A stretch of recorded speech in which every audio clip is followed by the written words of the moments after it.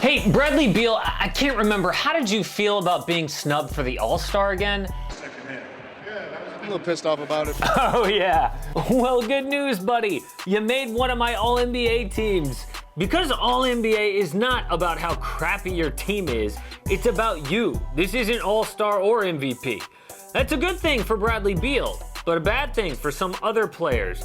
The regular season is probably over if we're being honest. So in this video, it is time to pick the first, second, and third All-NBA teams, explain why, and defend the All-NBA snubs. Hey guys, it's Casey Kiernan, host of the AM Hoops YouTube channel. Hit subscribe and hit notifications. It really helps out the channel. Still coming out with 5 quality NBA videos per week, even though we don't have NBA games, but we do have all NBA selections. So let's start with the toughest position for me to pick, and that was center. My first team All-NBA center was Nikola Jokic, second team was Rudy Gobert, and third team was Joel Embiid. This was tough because, first of all, do you make Anthony Davis a center? I decided no. He played 64% of his minutes this year as a power forward. Yes, AD has been All-NBA center before, but this year he ain't on my ballot. When you compare the numbers of Jokic, Gobert, and Embiid, a case can be made that Joel is the best. He is the highest scoring center in the league. He is a force on defense, as usual. The Sixers are 8 points per 100 possessions better with Embiid on the floor.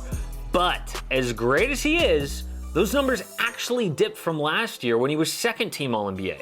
He dropped further than second all the way to third team because he missed about a third of the Sixers' games this year.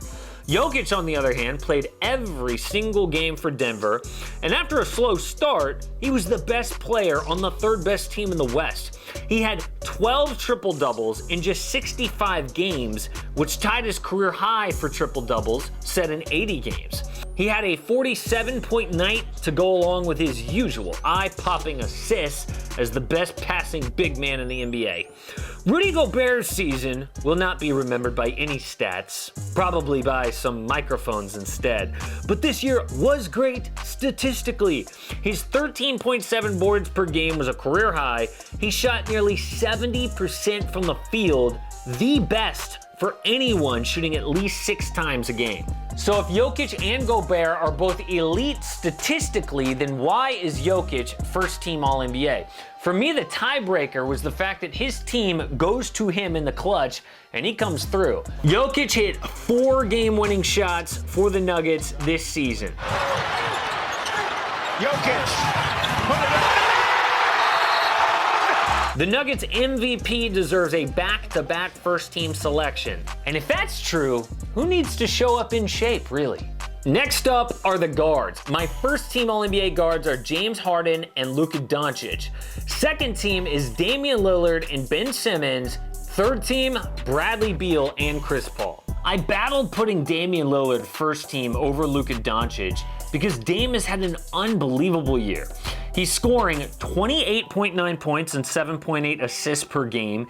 He's shooting a career best 46% from the field. And this is a really good time to dig into why All-NBA is not the same as All-Star or MVP. For me, when I'm making my selections, I don't take into account how crappy your team is. Damian Lillard, Bradley Beal, of course, both not playoff teams, and Bradley Beal not an all-star. But that actually happens pretty often, that a non-all-star is All-NBA, even though All-NBA is a more exclusive club. In fact, 11 times the last 10 years, a non-all-star has been All-NBA. That is why Damian Lillard and Bradley Beal are All-NBA guards for me. But despite how great those numbers were from Damian Lillard, Luka Doncic is even better.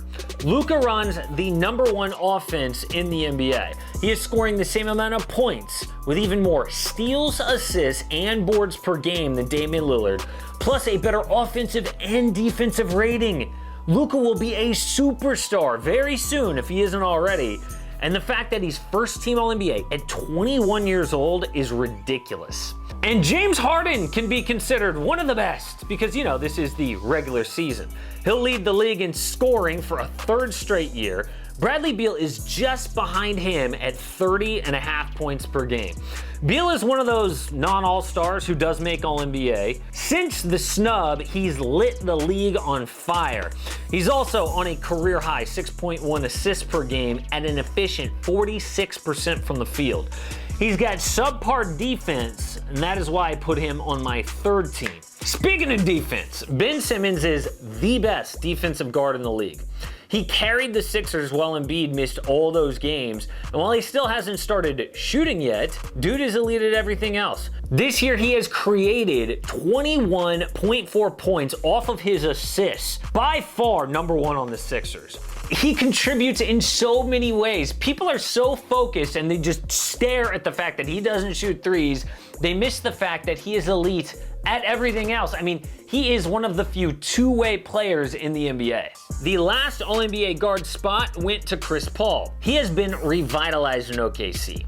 CP3 was an all-star for the first time in 4 years.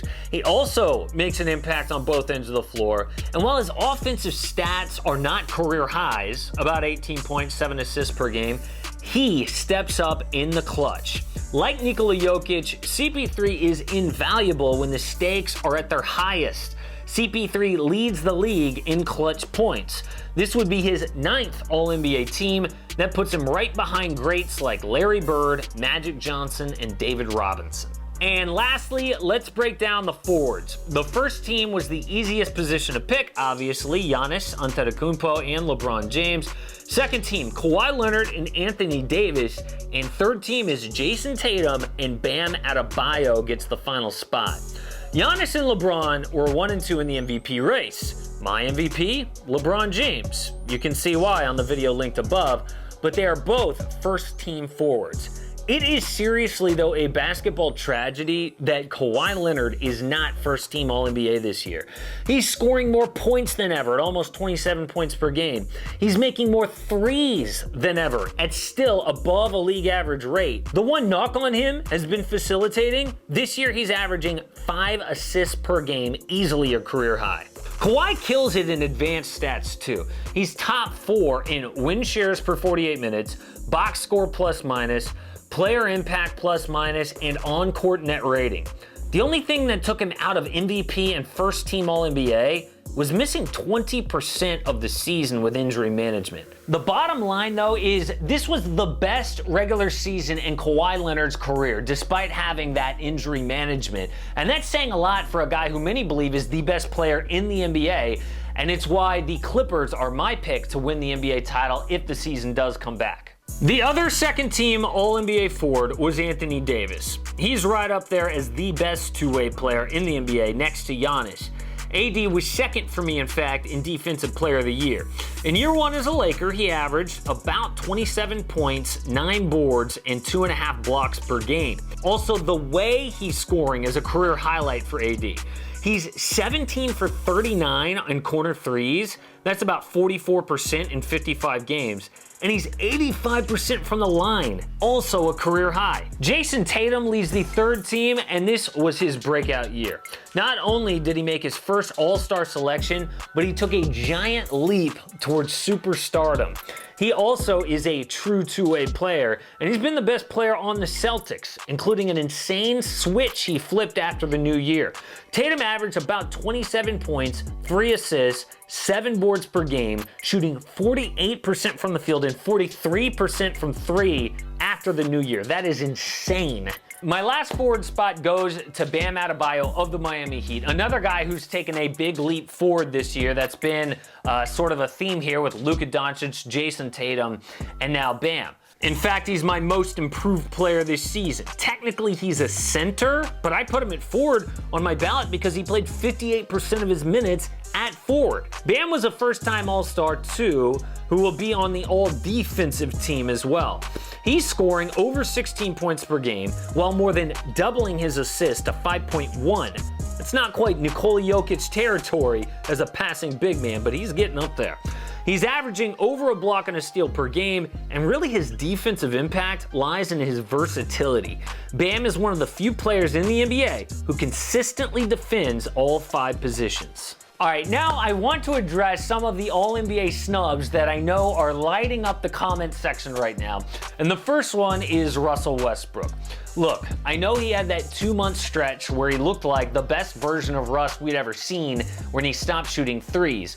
But this is about the entire season. If you look at the other All-NBA guards, Russ was last in advanced stats like win shares and plus minus. And he was the least efficient despite not taking threes. Then there's my man Trae Young. Look, Trae was a first-time All-Star too. He won that popularity contest. He did average about 29 points and 9 assists, but he's the worst defensive player in the NBA. Out of 503 players in ESPN's Defensive Real Plus Minus, he's 503rd. All-Stars where he belongs, not All-NBA. This season in general was really weird. I mean, there were some big names who were out like Steph, Klay, and Kevin Durant. But if this weird season is over, I think the All-NBA selections are set. Support AM Hoops and click subscribe. Don't miss a daily NBA video.